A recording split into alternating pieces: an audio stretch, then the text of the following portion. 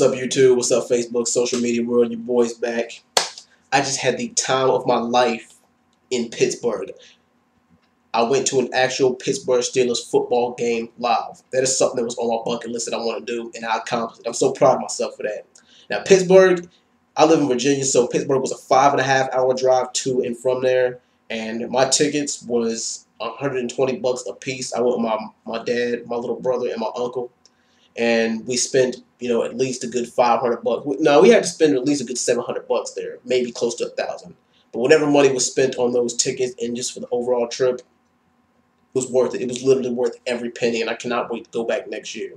Now, I can't describe it. It's just something that you have to be there. Like, I don't care if you're a fan of the Pittsburgh Steelers. I don't care if you're a fan of whatever team that you're a fan of.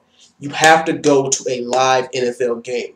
It is nothing like it. The experience is nothing like it. Nothing like on this earth. And like the atmosphere, the game itself. Just the overall football experience. Hell, like even those ballpark hot dogs and even the stadium hot dogs and stadium food. It's expensive as hell, but you get what you pay for. It's more bang for your buck.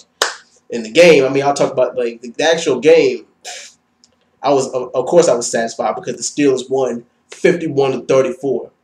I'm just so happy that I got to see all the players. Like the game wasn't until 4:30, but we actually got let into the stadium like an hour and a half, 2 hours before the game. We had to get in line early because even at halftime there were still fans coming in the stadium to try to make it into the game.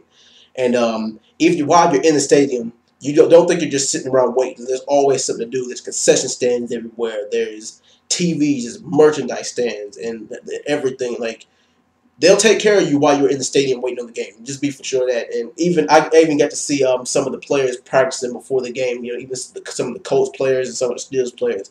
And wide receiver Antonio Brown, he was signing autographs for special fans who made their way to the arena early and everything. I seen him sign this little 9-year-old boy's football, and it was amazing. Just to get to see, one of my football idols, and just to get to see one of my, the people who I enjoy watching, just sign autographs and watch it live. It's amazing. And Coach Mike Tomlin is cool as a fan. I got to see him up close. I didn't get to talk to him, but I got close enough to where I could say, like, "Hey, Mike," and then he just, waved back and everything. And the experience was amazing. But anyway, here's a little clip of the game. I'm just going to show you guys what I got to experience.